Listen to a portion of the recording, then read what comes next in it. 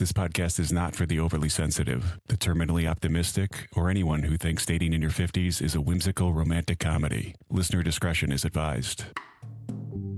Brutal honesty with Trent Erickson. Girls can tell. Try not to take it personally. I want to start with something I'm still figuring out. 5 months ago, I matched with someone. We talked, there was something there, and we almost met. And then we didn't.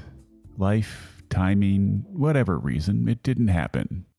Then 2 months later, she came back. But the dynamic had shifted. She wanted to keep things friendly, low stakes, no pressure. And I said no. Not to be cold or punish her, but because I knew what just friends with someone you're interested in actually costs. I'd seen that done before, and I wasn't interested in living it myself.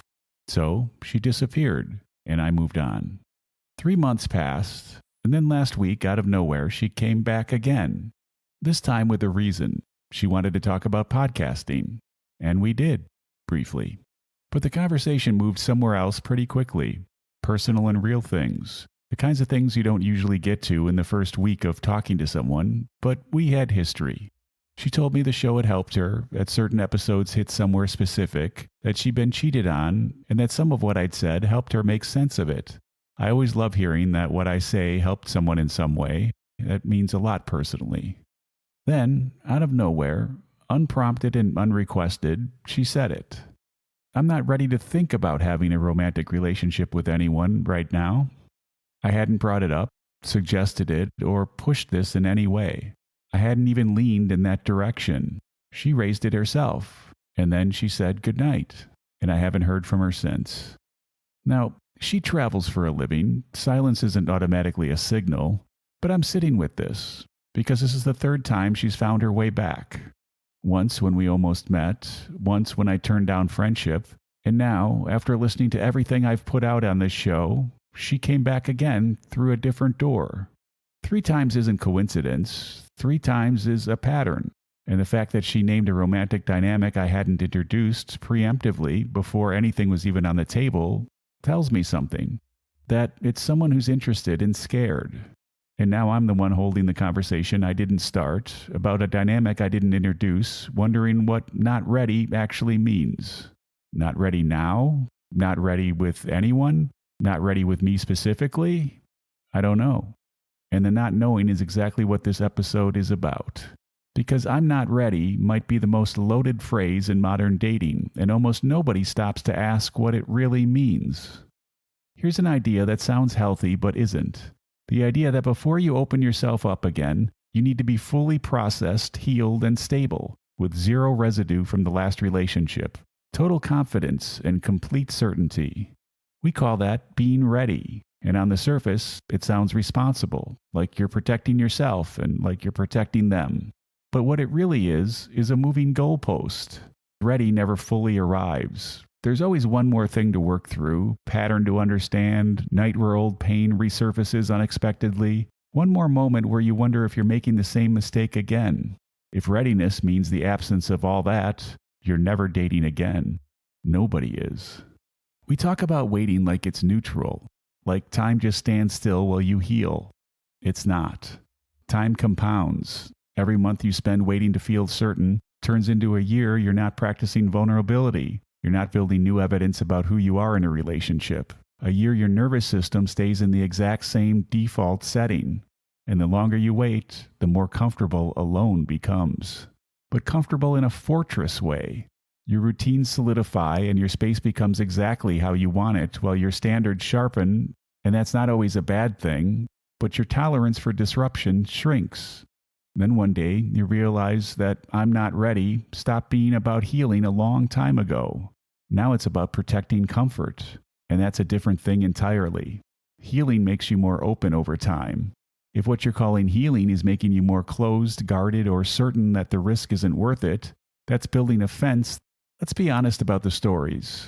I'm not ready can mean a lot of things. It can mean you're still processing. It can mean you're scared of repeating the same mistake. You still have feelings for someone else, or you've built a life alone that feels safer than risking it.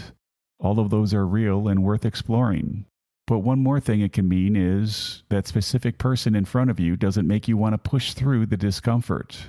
Because when somebody genuinely wants to build something with you, readiness becomes flexible, fast. They don't say they're perfectly healed and ready to proceed. They move toward you anyway. Nervously, maybe. Slowly, maybe. But they move. Desire doesn't wait for a green light. It finds a way forward. Indifference preserves the timeline. Desire bends it. So when you hear, "I'm not ready," the real question is, are they willing to build something with you now? If the answer is no, well, that's telling. There's a version of caution that's healthy. Going slow, building trust before building expectations, being honest about where you are without using it as a reason to never move. That looks like, "I want this, but let's be careful with it." That still includes you. Stalled is different. Stalled looks like maybe someday. Stalled keeps you in orbit without a destination and feels like possibility but functions like absence. And orbiting feels romantic for about a minute. Then it feels like you've been parked outside someone's house for hours and they haven't come to the door. The difference between slow and stalled is obviously movement. Slow is moving carefully towards something. Stalled is staying in place indefinitely while calling it caution. I know what fear feels like. That specific version. It's the moment you catch yourself thinking about someone, you can't tell if it's excitement or dread. It's lying awake running through scenarios, the disaster ones. It's the way your brain defaults to, "How does this end badly?" before it ever gets to, "How does this go well?" That's a nervous system that got burned and updated its threat model accordingly. It's actually doing its job. The problem is, it's also blocking the thing that's supposedly protecting you for. Fear doesn't disappear through avoidance or dissolve while you're alone in a quiet apartment convincing yourself you're healing. It recedes through new experiences, real grounded, eyes-open engagement with someone who gives your nervous system a reason to update. You don't become less afraid of trusting someone by never trusting anyone. You become less afraid by choosing carefully and finding you survived it. Maybe even that it was worth it. So here I am. Someone who has come back 3 times is quiet again. And I don't know if she's working or processing or retreating. I don't know if not ready was a door she left open by saying it out loud, or a door she was quietly closing while leaving the light on. I don't know if she comes back a 4th time. But what I do know is she keeps finding her way back. And that means something. Or maybe it means nothing. But I can't build a future on a pattern of returns without a destination. At some point, the question stops being, will she come back, and starts being, what happens when she does? Because if she returns again and the answer is still not ready, then ready isn't the issue, and I'll have my answer. So I'm sitting in the uncertainty without forcing a conclusion, because the only honest move right now is to move along, and to be clear with myself about the difference between someone who's working their way towards something and someone who's made orbiting into a permanent state. Nobody graduates from pain. There's no moment where someone hands you a certificate and says you've healed enough, processed enough, and grown enough to proceed.